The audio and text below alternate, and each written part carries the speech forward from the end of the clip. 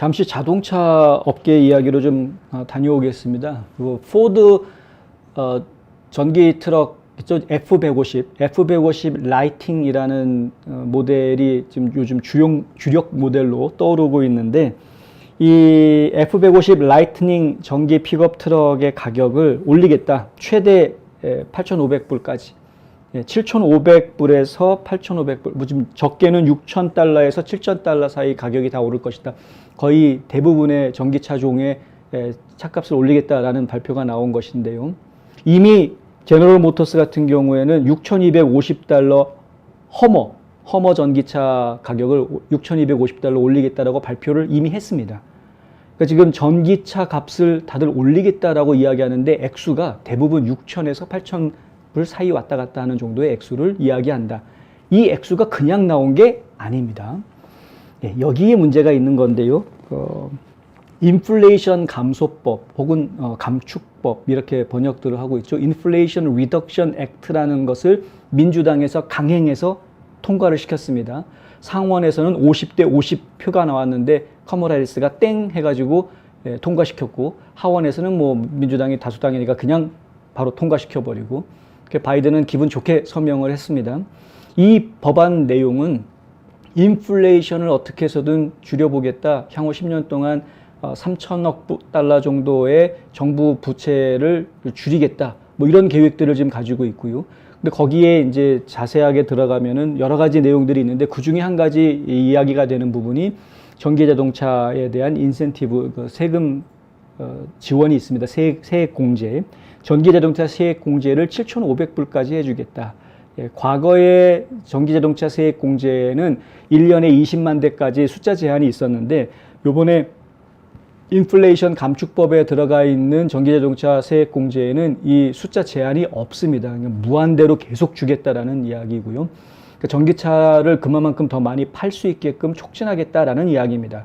가격을 깎아줌으로 인해서 소비자들이 조금 더 세금에 대한 부담을 덜 가지고 더 작은 가격에 차를 살 수 있게끔 법을 만들어 놓은 것이죠. 근데 그 법 통과시키고 나자마자 전기자동차 만드는 회사들은 이렇게 자동차 값을 다 그만큼 올립니다.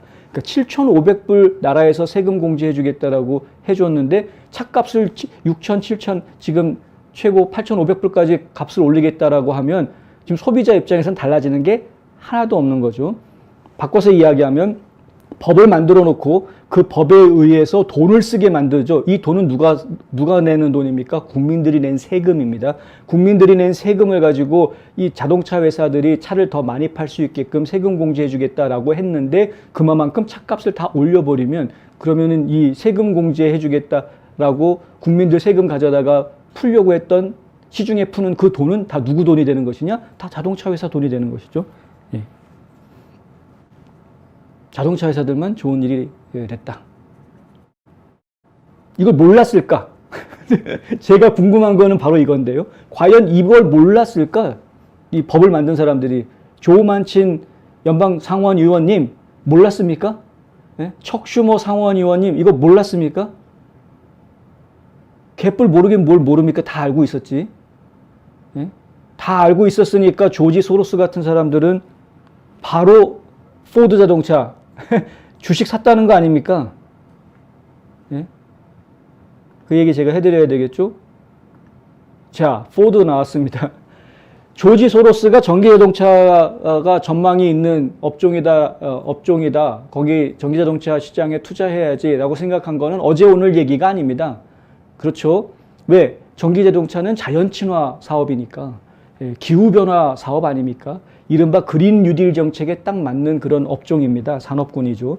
그러니까 당연히 이 좌파 투자자들은 전기자동차 사업에 관심을 예전부터 가지고 있었던 것이었고요. 그래서 투자를 하는데, 그냥 이미 다 성공해 놓은 뭐 테슬라라든가 이런 이미 성공해져 있는 대형 자동차 회사에다가 투자하려고 해봤자 별로 재미가 없어 보이니까 신생 회사인 리비안에다가 투자를 엄청나게 했었죠. 무려 20억 달러 투자를 했는데, 뭐 그렇게 해서 기껏해야 뭐 9번째 랭킹 9번째 주주가 되는 정도긴 했습니다만은, 어쨌든 20억 달러라는 아주 적지 않은 돈을 투자를 했습니다.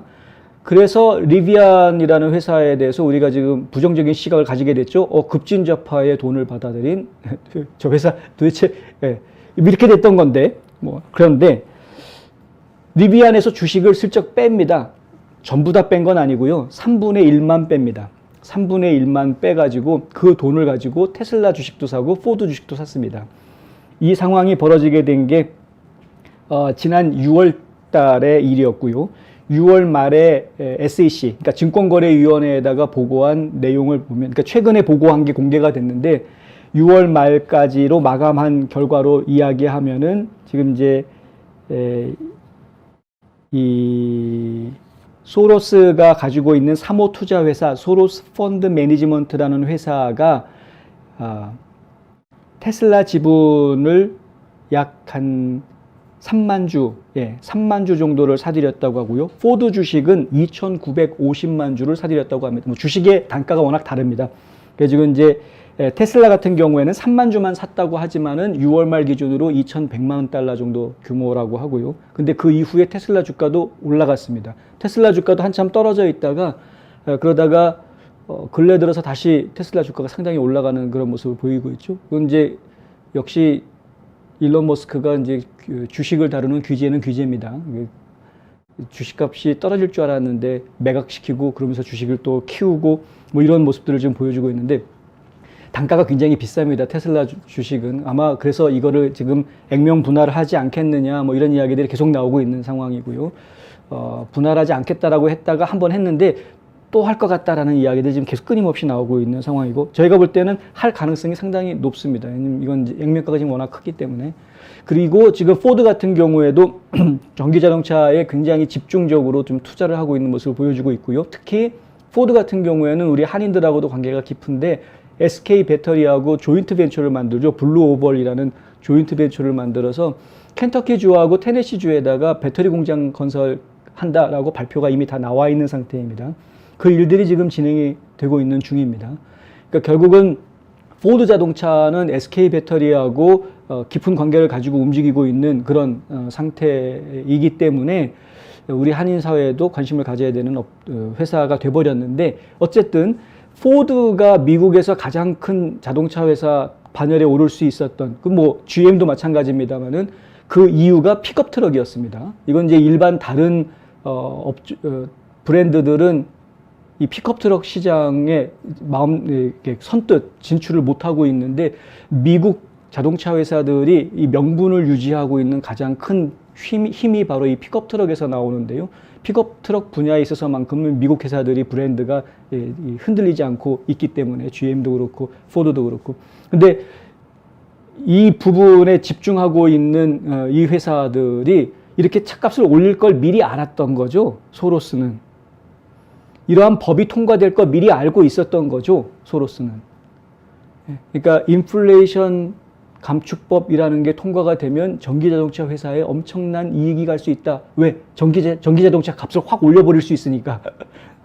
그러니 이거 미리 알고 투자해가지고 돈 버는 사람들을 일반 투자자들이 어떻게 따라갑니까? 근데 어쨌든 소로스는 이번에 하여간 엄청난 돈을 또 긁어모으고 있습니다. 혹시 실수하지 마셔야 되는 부분이 뭐냐면 어떤 사람들은 리비안 주식 팔고 그다음에 테슬라 주식 샀다 이런 식으로 단순하게 언론들이 제목 써놓은 것만 보고 자세한 내용을 들여다보지도 않고 리비안 버리고 테슬라 쪽으로 갔구나. 차세대 전기차 승자로 테슬라를 선택했구나. 뭐 이런 말도 안 되는 해석들을 하는 사람들이 나오고 있더라고요.